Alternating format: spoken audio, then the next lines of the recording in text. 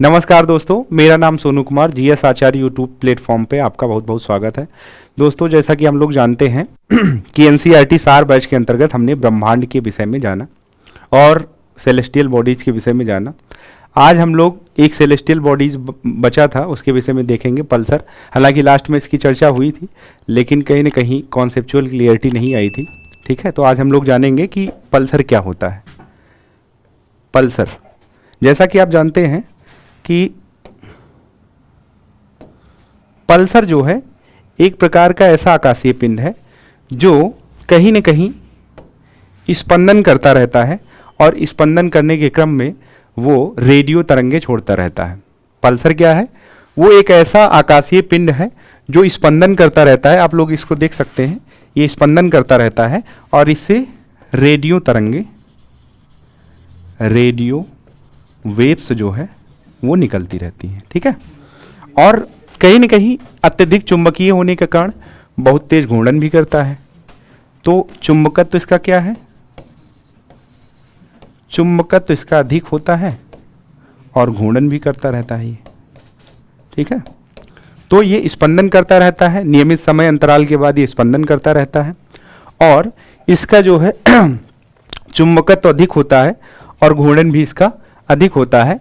ठीक है, तो अत्यधिक चुंबकीय, बहुत तेज घूर्णन करने वाले न्यूट्रॉन तारे के समान है। न्यूट्रॉन तारा है ये, जैसा कि हमने देखा था लास्ट में कि जो मैसिव स्टार्स होते हैं वो सुपर जायंट में चेंज होते हैं। सुपर जायंट के बाद देन जो है हमने देखा था कि वो ब्लैक होल में चेंज होते हैं और उसके बाद हमने देखा था कि कहीं ना कहीं वो न्यूट्रॉन तारे में भी चेंज होते हुए नजर आते थे। तो हमने ये देखा भी था कि जो मैसिव स्टार्स होते हैं, मैसिव स्टार का मतलब कि जिसका द्रव्यमान अधिक होता है। ठीक है, तो जो मैसिव स्टार्स होते हैं वो जब उनकी एनर्जी खत्म होती है, हाइड्रोजन हीलियम जैसे जैसे समापन होता है, जैसे जैसे एनर्जी का क्रम घटता जाता है, वैसे वैसे ये सुपर जायंट में चेंज होते हैं, सुपर जायंट में चेंज होते हैं और उसके बाद में ब्लैक होल में, और देन आपका एक तो ब्लैक होल में हमने देखा था और लास्ट में हमने देखा था कि न्यूट्रॉन स्टार्स में भी चेंज होता है। न्यूट्रॉन स्टार्स में भी जो है वो अंतिम रूप से कन्वर्ट होता है। तो ये हमने देखा कि पल्सर एक प्रकार का क्या है, आकाशीय पिंड है जिसका अत्यधिक चुंबकत्व होता है और वो समय समय पर नियमित अंतराल के क्रम से वो पल्सिंग करता रहता है। ठीक है, और रेडियो वेव्स छोड़ता रहता है, इसका चुंबकत्व अधिक होता है। अब इसी के क्रम में हम लोग आगे देखते हैं कि तारामंडल हम लोग देखते हैं, स्टार सिस्टम। तारामंडल है क्या?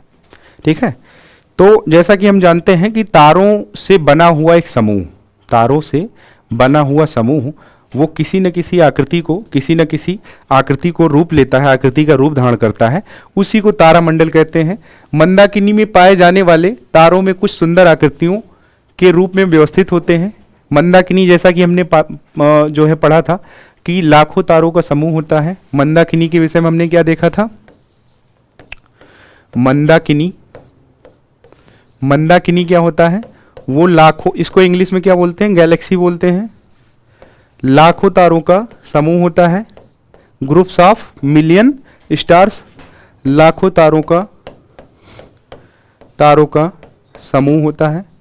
ठीक है, तो उसी के क्रम में हमने क्या देखा कि मंदाकिनी में पाए जाने वाले तारों में कुछ सुंदर आकृतियों के रूप में व्यवस्थित होते हैं। अर्थात मंदाकिनी में हमने देखा था कि तारों का समूह होता है और उसी समूह में कहीं ना कहीं कुछ सुंदर आकृतियां हमें दिखाई पड़ती हैं, कुछ बेहतरीन सुंदर आकृतियां दिखाई पड़ती हैं।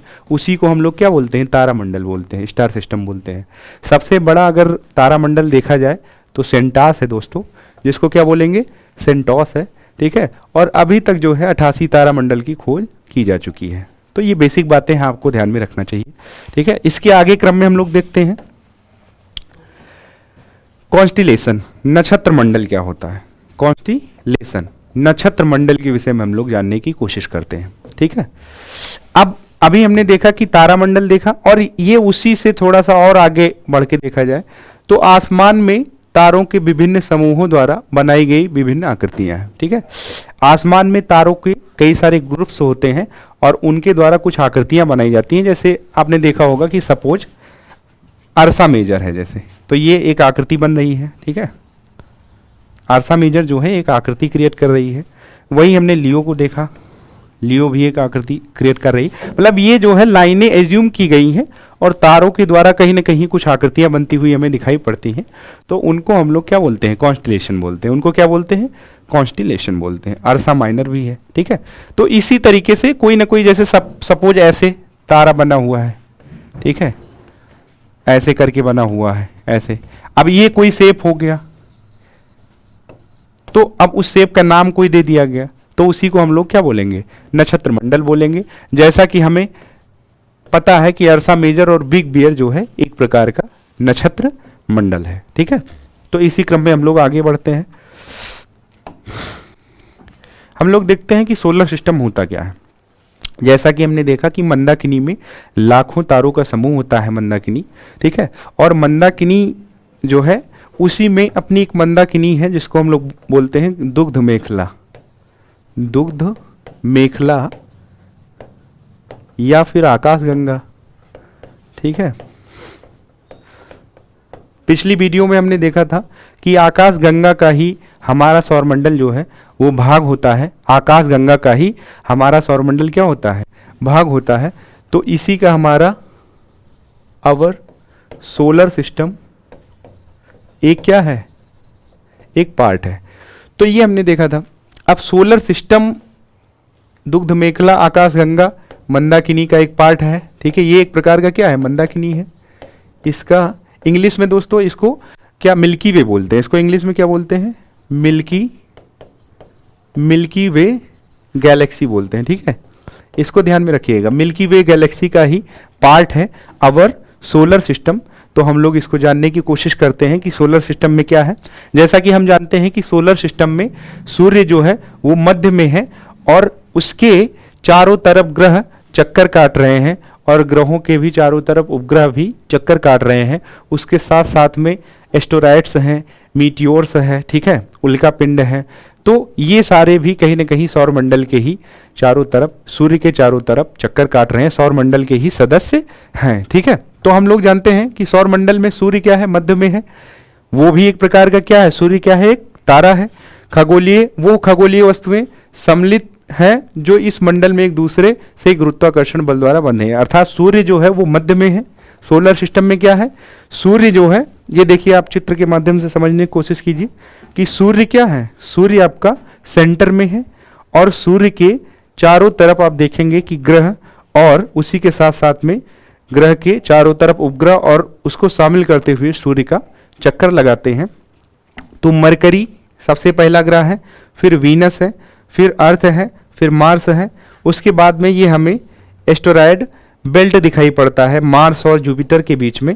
ठीक है, क्षुद्र ग्रह एक पट्टी होती है जो मार्स और जुपिटर के बीच में पाई जाती है। और उसके बाद हम लोग शनि देखते हैं, सैटर्न देखते हैं, जुपिटर सैटर्न, फिर उसके बाद यूरेनस, फिर नेपच्यून देखते हैं। ठीक है, और फिर उसके बाद में क्यूपर बेल्ट हमें दिखाई पड़ता है। ये देखो कॉमेट भी दिखाई पड़ते हैं, धूमकेतु, इसको हिंदी में क्या बोलते हैं, धूमकेतु। ठीक है, तो ये सारी चीजें हैं। सोलर सिस्टम में हमने देखा कि सूर्य जो है वो मध्य में है और उसके चारों तरफ ग्रह जो है वो चक्कर लगा रहे हैं। चलिए अब कोशिश करते हैं कि इनके विषय में जानने की कोशिश करते हैं हम लोग। सूर्य की पहले बात करते हैं कि सूर्य क्या है। ठीक है, सूर्य एक प्रकार का तारा है। सूर्य क्या है, एक प्रकार का तारा है और सोलर सिस्टम के वो सेंटर पॉइंट में है। सोलर सिस्टम के वो सेंटर पॉइंट में है और इसके चारों तरफ क्या है, इसके चारों तरफ ग्रह जो है चक्कर लगा रहे हैं। ठीक है, तो इसमें देखते हैं सूर्य अर्थात सूरज सौरमंडल के केंद्र में स्थित एक तारा है जिसके चारों तरफ पृथ्वी और सौरमंडल के अन्य अवयव घूमते हैं। ठीक है, तो हमने देखा कि पृथ्वी के साथ साथ अन्य जो 7 ग्रह हैं और उसके साथ साथ जो अन्य उपग्रह हैं वो भी चक्कर लगाते हुए नजर आते हैं।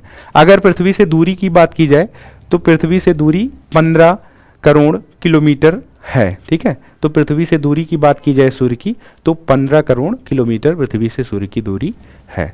वहीं अगर देखा जाए तो कुछ अपवाद के रूप में हमें दिखाई पड़ता है। जैसा कि हम जानते हैं कि हमारा जो है हमारी पृथ्वी जो है वो पश्चिम से पूरब की ओर घूमती है, और ये जो है पूर्व से पश्चिम की ओर, सूर्य जो है वो पूर्व से पश्चिम की ओर अपने अक्ष पे घूमता है। हमारी पृथ्वी है, और 2 ग्रह है ऐसे हैं जो कहीं ना कहीं पूर्व से पश्चिम की ओर घूमते हैं। ठीक है, तो उसको हम लोग आगे ग्रह के क्रम में जानेंगे कौन से ग्रह हैं। ठीक है, तो ये सारी चीजें हैं। और हमने एक चीज और देखा, सन में होता क्या है, ये सन है, सन में क्या होता है, सन में हाइड्रोजन और हीलियम होता है। ये बेसिक बातें हैं, सभी लोग जानते हैं इनको। ठीक है, हाइड्रोजन हीलियम होता है, और इनके नाभिकीय संलयन से, नाभिकीय संलयन से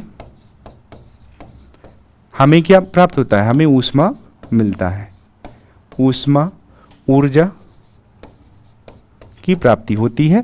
और इसी ऊष्मा ऊर्जा से प्रत्येक ग्रह उपग्रह जो है वो प्रकाशमान होते हैं। इसी ऊष्मा या ऊर्जा से प्रत्येक ग्रह उपग्रह जो है वो प्रकाशमान होते हैं।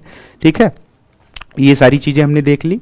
और अभी सूर्य के विषय में और स्पेसिफिक विशेषता हम लोग आगे जानेंगे अध्ययन के क्रम में। अभी बेसिक बातें हम लोग जानते हैं। अगर प्रकाश वर्ष की बात की जाए तो प्रकाश वर्ष क्या है, प्रकाश वर्ष जो है वो दूरी का माप है। प्रकाश वर्ष क्या है, दूरी का माप है, दूरी की माप है। ठीक है, अब ये प्रकाश वर्ष अर्थात प्रकाश का एक वर्ष में प्रकाश द्वारा जो दूरी तय की जाती है, एक वर्ष में